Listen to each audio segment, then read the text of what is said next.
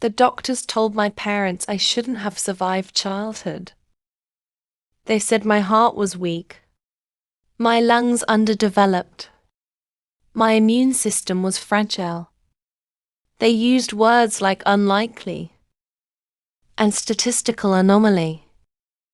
What they didn't know, what I didn't know, was that something else had already decided I would live. And it was willing to kill for it. Early story. My older brother Elias died when he was 10. Bike accident. Rain. A truck on a narrow road. Everyone said it was tragic. Pointless. Unfair. Elias was the kind of kid adults trusted. Immediately. Kind. Calm. Protective. Type who walked on the traffic-facing side of the sidewalk without thinking.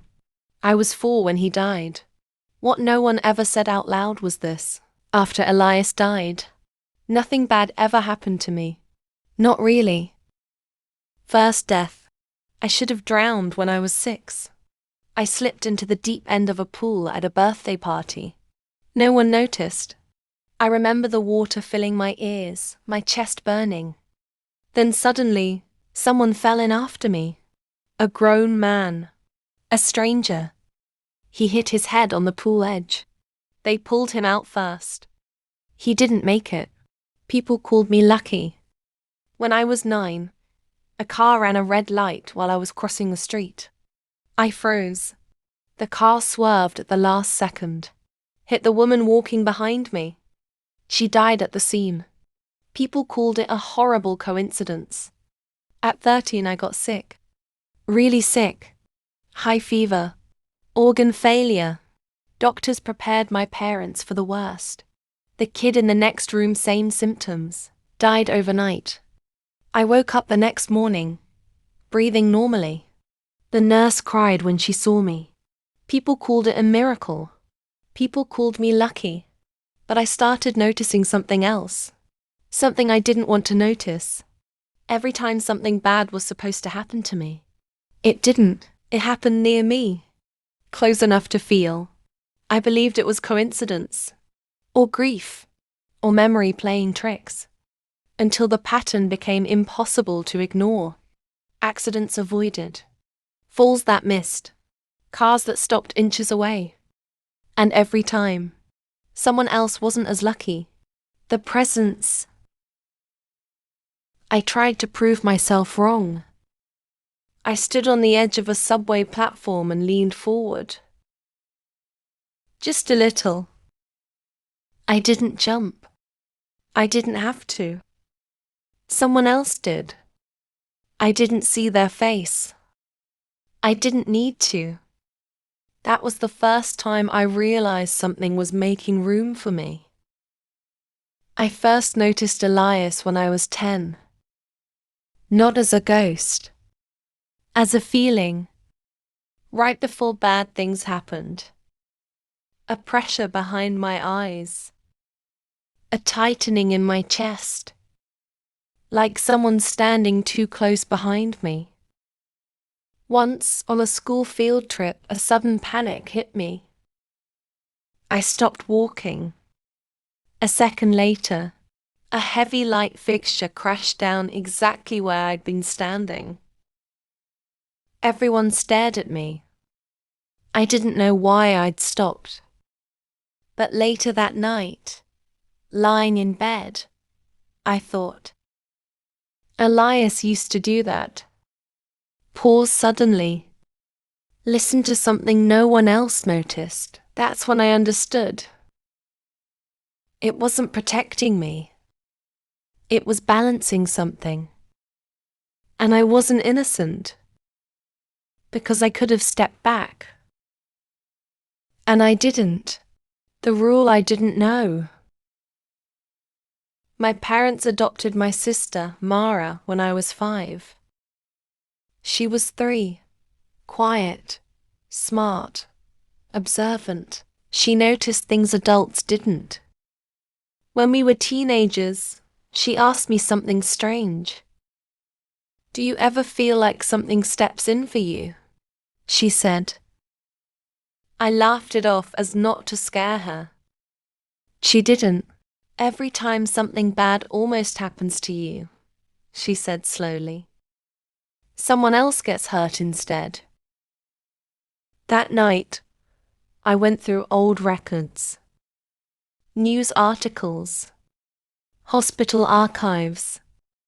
I found patterns, accidents near me, deaths adjacent to me, events where probability bent, just enough.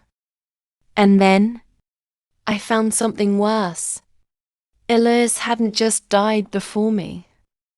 He'd died instead of me. The truth came back to me all at once. A memory I wasn't supposed to have. The day Elias died, we had switched places. I was the one on the bike first. I was the one wobbling. I was the one about to fall into the road.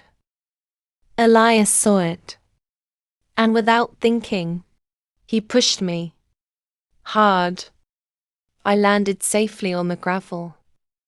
He fell into traffic. No one remembered it that way. Not even me. Because something happened in that moment. Elias didn't die trying to save me. He took responsibility for my survival.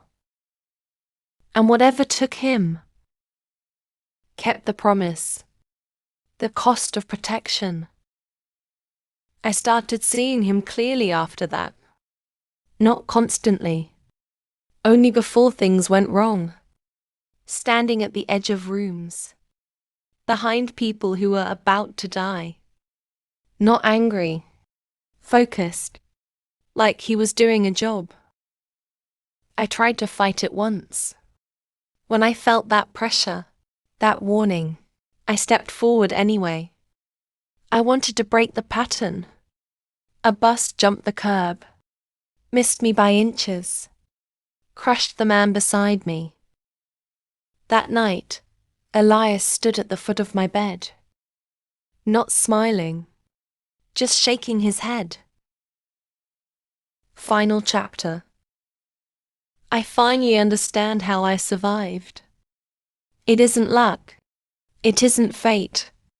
It's substitution. When something bad is supposed to happen to me, it happens to someone else instead. It always has. That man at the pool. The woman in the crosswalk. The kid in the hospital room.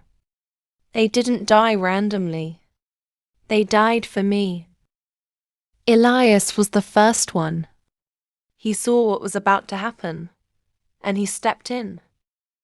And whatever entity noticed that, now it keeps me alive the same way. By choosing someone else. Every time. I used to think my brother was protecting me. But then I realized something worse. He never intervened again after the first time. Whatever noticed him, did. He protects me because someone has to pay. And one day, there won't be anyone left close enough.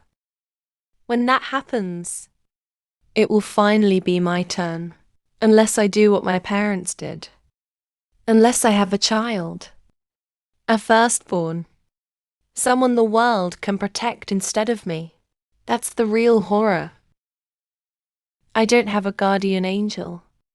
I have a debt. And it's still collecting. END